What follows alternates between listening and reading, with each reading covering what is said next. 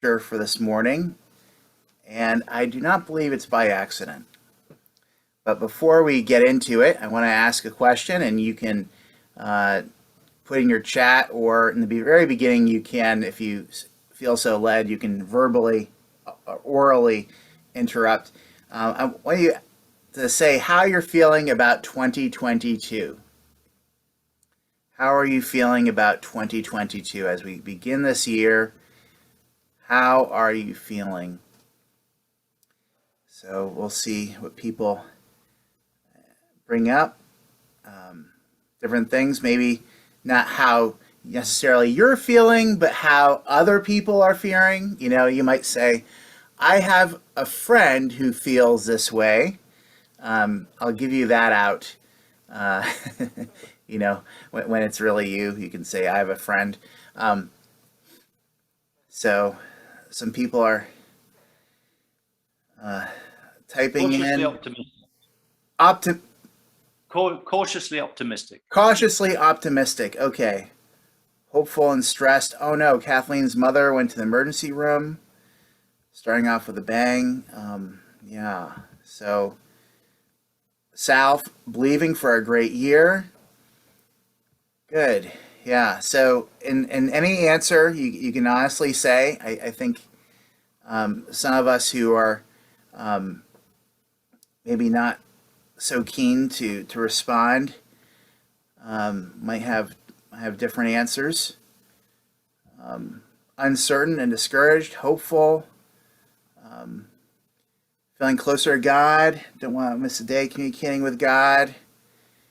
Okay, yeah. So there's a lot of different things. You can even keep on doing that. But as I was thinking about this year, and just sensing what people were saying, talking to family and seeing things in the news and whatever, it seems like I haven't experienced a new year like this where there's such pessimism and dread.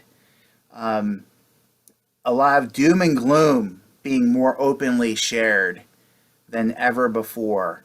And yeah, um, uh, I see you all sharing good things, and it is interesting that that's in the air. Usually there is a lot more optimism and like I'm gonna do these resolutions. We have these new projects, these new goals. Fewer people seem to be sharing their resolutions, and people seem to be just trying to tread water, trying to survive. It seems that way. It was interesting. A couple of weeks ago, I had the sermon on Christmas Sunday, and talking about Scrooge, and that asking what does Scrooge say, and that's that boom, bah humbug, and I think that sense of bah humbug is with us in many ways, and it's something that is just there, and we need to acknowledge. And but I believe there's more going on. As you know, we're not here to be all about doom and gloom. There is hope, and it's no mistake that we're in day 63 of our reading and praying the Psalms. It's a wonderful psalm, Psalm 63, and what's great about the Psalms is that you don't have to feel great to appreciate them. You don't have to feel great to learn from God, and for God to meet us. He meets us in those places when everything looks cloudy and gray. And so Psalm 63 speaks to us, and thank you, Sal, for reading it. I think you have that sense, and reading from beginning, and we're going to go through that psalm together, and we'll find some gold. I really believe some real hope for us. So Psalm 63 begins, "O God, you are my God. Earnestly I seek you. My soul thirsts for you. My flesh faints for you in a dry and weary land where there is no water." So we see here David writes this song from the wilderness, from the desert. He's in a place where everything is not okay, where his life feels very much up in the air. Where does he live? He lives away from home, away from his sense of comfort, familiarity, social acceptance. He's away. He's ostracized. As we saw last week, David was in Psalm 56. He was on the run from Saul. He was surrounded by his sworn enemies, the Philistines. And now here we are 7 Psalms later in the Psalter, and David is where? Still in the wilderness, still besieged by enemies. And we see this again and again as we read through the Psalms. And we notice David's challenges are very real. But in his mind, they don't occupy the front of his mind. Who occupies the front of David's mind? Not his challenges, but the one that he seeks most diligently, God. Some translations say, early I seek you. And what he's saying, or earnestly I seek you. And what that is saying is that God is his first priority. As he gets up in the morning, he is the one his soul thirsts for, more than water. He is the one his flesh desires, not even a companion. Lord, he is looking for God in a dry and weary land where there is no water. But it's not water that he first thirsts for. We see David living between a rock and a hard place where there are no clear answers. Perhaps you can relate. And David doesn't make firm plans. He doesn't make resolutions step by step to achieve his full potential. That's not where he is. This word that's translated weary or parched indicates a landscape that may have rugged terrain, where there's many obstacles, no water, no certain path going forward. And that's where David is. There's no way he can see to get out of this, humanly speaking. So what does David do? He cries out to God. He acknowledges that God alone is the answer. The answer to his problems is not water. It's not a clear pathway. It's God. It's the nourishment that he gives that transcends it all, that goes above the mountains and the obstacles, that goes above the clouds, that can see it all. And God is the nourishment that he can give. It's not victory over his enemies. It's not success from a worldly perspective and feeling comfortable. No, it's God himself, his fellowship, his kingdom, and his righteousness is what he seeks first, trusting that God will add everything else after that, like Matthew 6:33 says. So let's move forward. Psalm 63, verse 2. So I have looked upon you in the sanctuary, beholding your power and glory. Because your steadfast love is better than life, my lips will praise you. So David is now talking about what this seeking God looks like. Seeking God, it looks like looking. Beholding God in worship. Standing in awe of his power in creation. God's beauty, his glory. Catching a glimpse of perfection that we could never attain ourselves. Have you ever experienced anything like this? To behold God? Has God ever brought you to tears in any way? Think about that. Stay there. Perhaps it was at a church service or some other kind of camp meeting or a song you heard in your car, a hike under a starry sky where you were blown away by God and his handiwork. Perhaps it was a chance encounter with a friend that you knew it just wasn't a chance encounter, but it was the living Spirit of God working everything together in that moment so you could know that you're not alone in the universe, that everything isn't cold and dark as it seems, that God is alive. So Psalm 63, God tells us to behold him once again. Let him speak to our souls. Give him your full attention.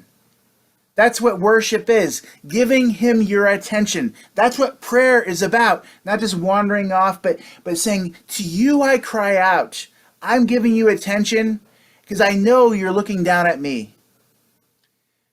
Give him worship, which means worthship. It means he's worthy. He alone is due our worthship. And so David says, I seek you. Why? Because of your steadfast love or your loving kindness. That love is better than life. Your faithful love. Because of that, my lips will praise you. Now, maybe some of you know what this word for steadfast love is, or loving kindness. It's perhaps the most powerful Hebrew word there is. It's this: chesed. You have to say it from the back of your throat. Chesed. Covenant, faithful, loyal love. A mercy that never gives up. A love that always makes good on its promises. That's the love of God that's better than life.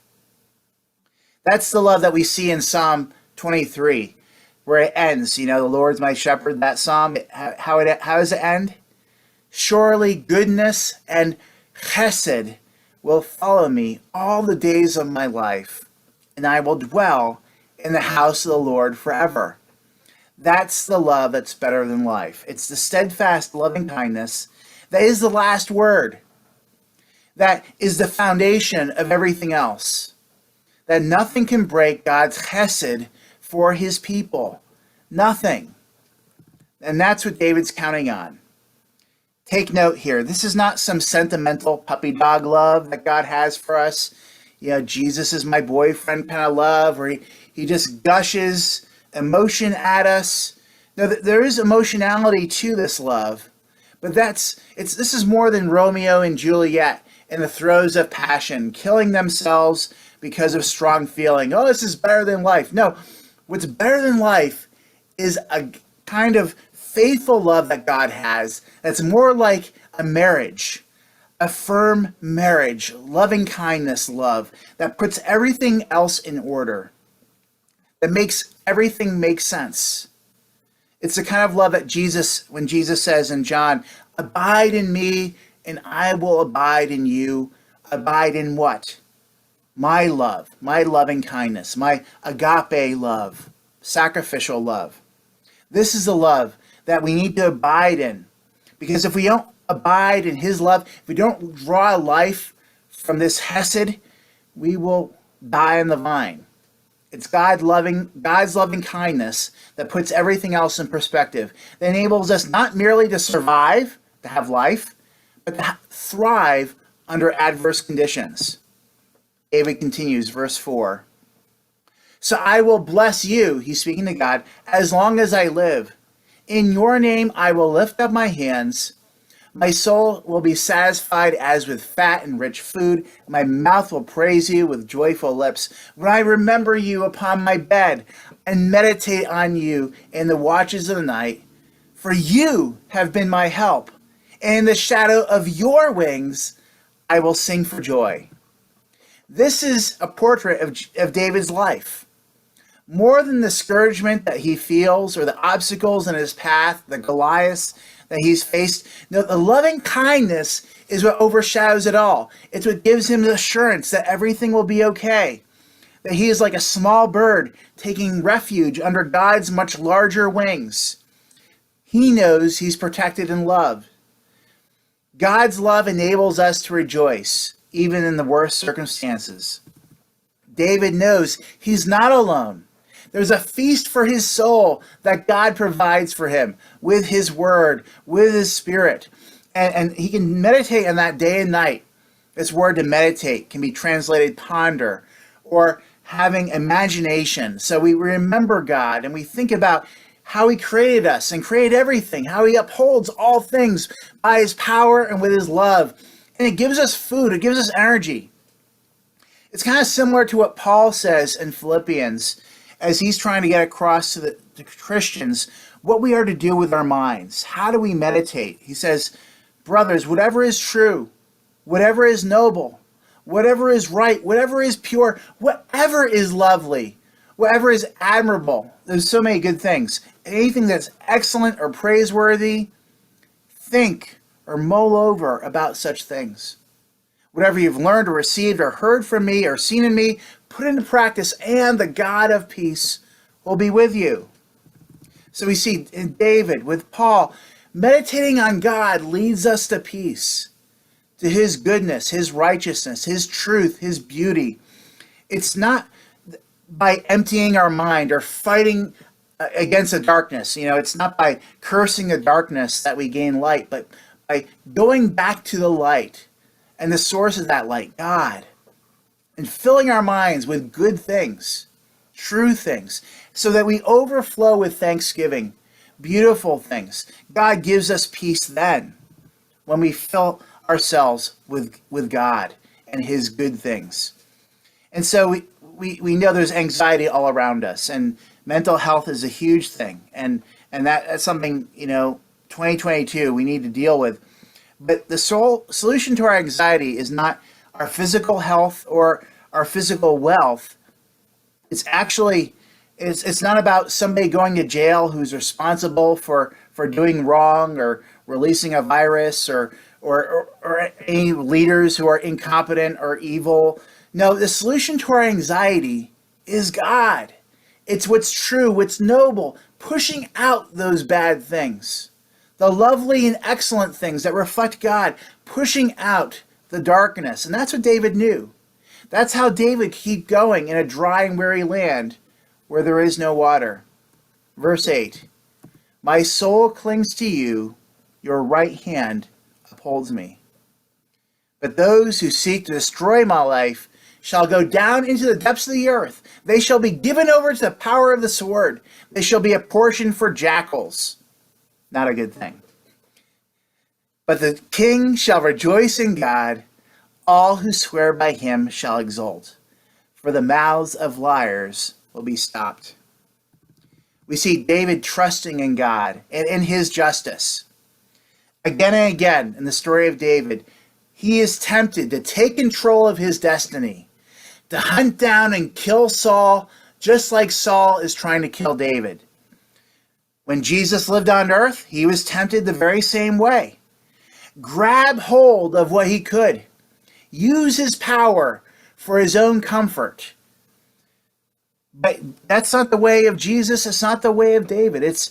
He knows that the way of those who live by the sword, who try to control everything, try to manage others and use their own strategic thinking to micromanage every little detail. No, they will be silenced. They will have their own plans come back upon themselves. Yes, swords are good, plans are good, but they're not above God. They're not above the creator and upholder of the universe. And so David trusts in God, knowing that the fog of the liars' deception and their violence will be finally cleared away. And that's what gives him hope. That's what's better than life. So God has his word to us this day. Psalm 63 for January 2nd, 2022. I have two questions in response. Who or what are we beholding? That's number one. Number two, do we really believe that God's loving kindness, his hesed, is better than life? Does knowing the reality of God and his love move us beyond mere existence or life or survival? And does knowing this love move us towards something more hopeful, more attractive? Back to number one, who and what are we beholding or looking at? What is getting our attention?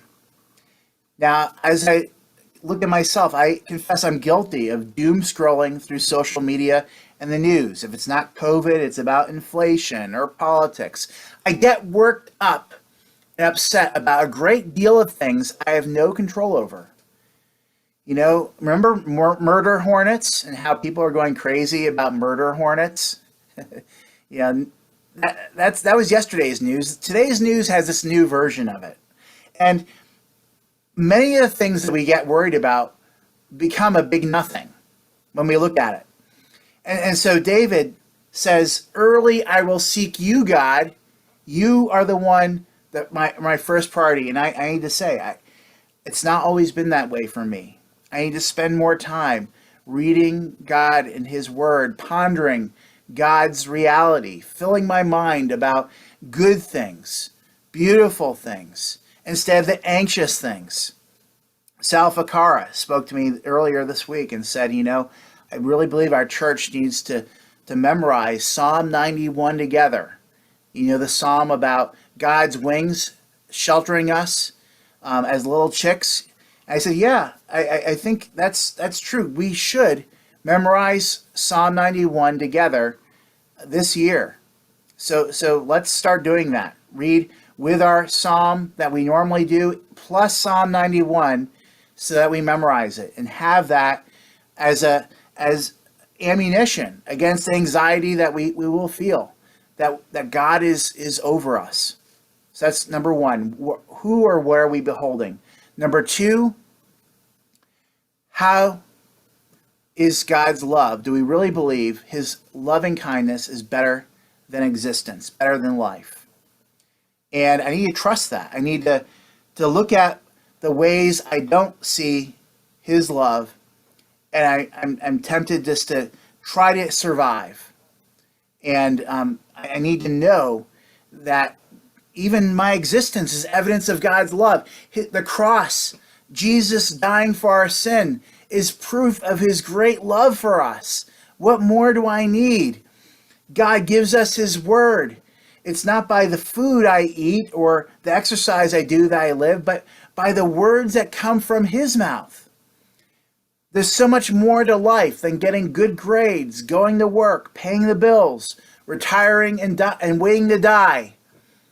God wants us to know, to experience His love, His loving kindness, not just sitting around waiting for His angels to take us to heaven. God is invested in us knowing Him today, beholding His glory today, being transformed from glory to glory, when everything else is chaotic and uncertain. David knew God anointed him for a greater purpose, and that God would help him day by day as he walked step by step through the desert.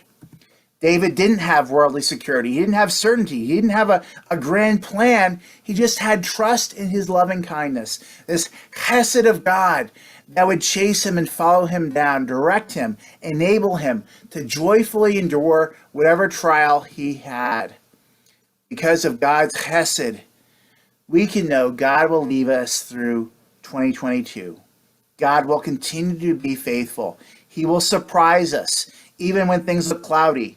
He will do things that we don't expect. And we like David, find ourselves in a place that we can't make definitive plans. But we do know who will be with us. We can know that God placed us here not by accident, that God intends us to live for His purposes, even if we can't see it right now. But God wants to make sure first that He has our attention, that we behold His love and glory, instead of the other things that drive us to fear and despair. Now, I must tell you that God has been encouraging me about plans for GCC in 2022, and it's good. It's really good to hear things that I sense God moving us in a direction for ministry. But He's also kind of said, we need to first behold Him, behold His loving kindness for ourselves before we go forward into this new season. We need to value His loving kindness more than even our own existence, to let our awe of God drive out the fear of man, to spend time looking at Him before we go forward in ministry. God wants us to come to Him, meditate on Him, live in His truth, and acknowledge all the beautiful, good gifts that He gives. God didn't put us here in 2022 to be orphans. He didn't put us here to be miserable. He put us here in Connecticut to have a purpose. As Jesus told His first disciples, I've told you these things so that you may have peace. In this world you will have trouble, but take heart, I have overcome the world. God has a plan and a purpose for 2022 that goes beyond mere survival, mere existing. God has a plan to show us his love in greater measure. God has a plan that our hearts would know his love and our lives would testify to this hesed. Yes, that is indeed better than life.